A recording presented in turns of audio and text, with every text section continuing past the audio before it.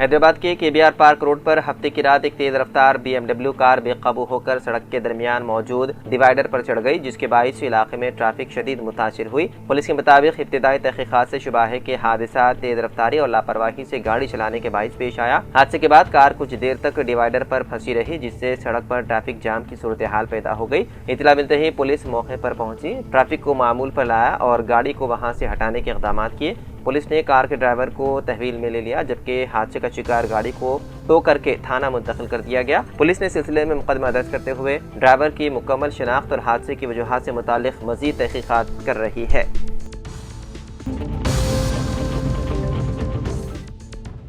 बेंगलुरु के मराठाहल्ली इलाके में फ्लिपकार्ट के एक 22 साल डिलीवरी एजेंट विजय मल्लिकार्जुन कामत को एक खातून के साथ मुबैना जिनसी हरासानी और नाजेबा हरकत करने के इल्जाम में गिरफ्तार कर लिया गया। पुलिस के मुताबिक हफ्ते की शाम मुलजिम ऑर्डर की डिलीवरी के लिए मनिकोलाला के एक अपार्टमेंट पहुंचा, जहां उसने बाथरूम इस्तेमाल करने की इजाजत मांगी। खातून नीलोफर फातिमा का इल्जाम है कि बाथरूम से बाहर आने के बाद मुलजिम ने उसके सामने नाजेबा हरकत की। मुतासरा खातून ने वाक़े की वीडियो रिकॉर्ड करके सोशल मीडिया पर शेयर की, जिसके बाद मराठाहल्ली पुलिस ने फौरी नोटिस लेते हुए उनकी शिकायत पर मुकदमा दर्ज कर लिया। मुकामी पुलिस ने मुख्तलिफ दफात के तहत मुकदमा दर्ज कर लिया। मुलजिम को गिरफ्तार कर लिया गया और उसके खिलाफ कानूनी कार्रवाई जारी है, जबकि पुलिस वाक़े की मज़ीद तफ्तीश कर रही है।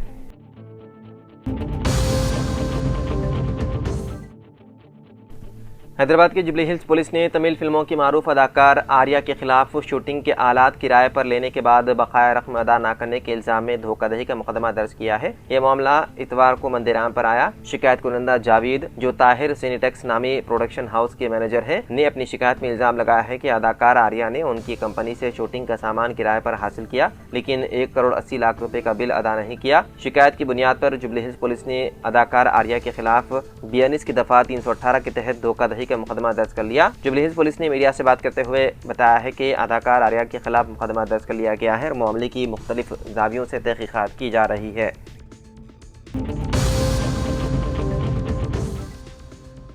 दिल्ली रंगारेड्डी शाहबाद कत्ल वाक़े में पुलिस की मुबैना लापरवाही के इल्जाम के दरमियान जहां एक सब इंस्पेक्टर को मुअत्तल कर दिया गया, वहीं दूसरी जानिब यह हैरत अंगेज इंकशाफ हुआ कि मुलजिम जेल नहीं गया, जबकि उसने जमानत कबल गिरफ्तारी हासिल कर ली थी। इस मामले पर फ्यूचर सिटी पुलिस कमिश्नर तरुण जोशी ने हफ्ते की सुबह शाहबाद के इंस्पेक्टर कांता रेड्डी और SI रमेश से तफसीलात हासिल की, जिसके बाद फौरी तौर पर SI रमेश को मुअत्तल करने का फैसला किया गया। पुलिस के मुताबिक पॉक्सो केस की तहकीकात में लापरवाही बरतने की वजह से मुलजिम को जमानत कबल गिरफ्तारी हासिल हुई। अरकान खानदान का कहना है कि अगर पुलिस ने उनकी शिकायत पर बर वक्त तवज्जो दी होती तो राजकुमार के हाथों 6 अफराद का कत्ल ना होता। वादे है कि राजकुमार गुज़िश्ता साल से एक कम उम्र लड़की को हरासा कर रहा था। जब लड़की के खानदान ने इस बारे में बात की तो दोनों खानदानों के दरमियान कशीदगी पैदा हो गई, क्योंकि दोनों के घर साथ साथ थे। इसलिए राजकुमार मुसलसल लड़की का पीछा करता और उसे तंग करता रहा, जिसके बाइस लड़की की वालिदा ने अपने घर के बाहर CCTV कैमरे नस्ब कर दिए ताकि खानदान की हिफाजत यकीनी बनाई जा सके। अरकान खानदान का कहना है कि एक निचले मुतवस्सित तबके के खानदान का अपनी हिफाजत के लिए CCTV लगाना इस बात का सबूत है कि राजकुमार उन्हें किस हद तक हरासा कर रहा था। राजकुमार के खिलाफ 16 मई को लड़की की वालिदा की शिकायत पर पॉक्सो केस यानी कि बच्चों के जिनसी जराइम से तहफ़्फ़ुज़ कानून के तहत मुकदमा दर्ज किया गया, क्योंकि उसने न सिर्फ लड़की को हरासा किया बल्कि जान से मारने की भी धमकियां दी। मुकदमा दर्ज होने के फौरन बाद राजकुमार रोपोश हो गया। रिपोर्ट के मुताबिक 12 जून को राजकुमार को पेशगी जमानत मिलने तक पुलिस ने उसकी तलाश में खातिर ख्वाह दिलचस्पी नहीं दिखाई। मकतूल लड़की के खानदान वालों का इल्जाम है कि तकरीबन 1 साल तक हरासानी के बावजूद पुलिस ने जानबूझकर मुलजिम के खिलाफ सख्त कार्रवाई नहीं की। मजीद ये कि पॉक्सो केस दर्ज होने के बाद राजकुमार ने दोबारा लड़की के खानदान को धमकी दी कि वो उनसे हिसाब चुकाएगा। उनका कहना है कि उन्होंने इस बारे में तहकीकाती ऑफिसर SI रमेश को भी आगाह किया, मगर उन्होंने इसे संजीदगी का मुदायरा नहीं किया, जिसके चंद ही दिन बाद राजकुमार ने इंतहाई पुरतशद्दुद हमला करते हुए मजमूई तौर पर 6 अफराद को कत्ल कर दिया। वादे है कि राजकुमार ने मुतासिरा नाबालिग लड़की, उसकी नानी माँ को कत्ल करने के बाद अपनी बीवी और 2 मासूम बच्चों को मौत के घाट उतार दिया था।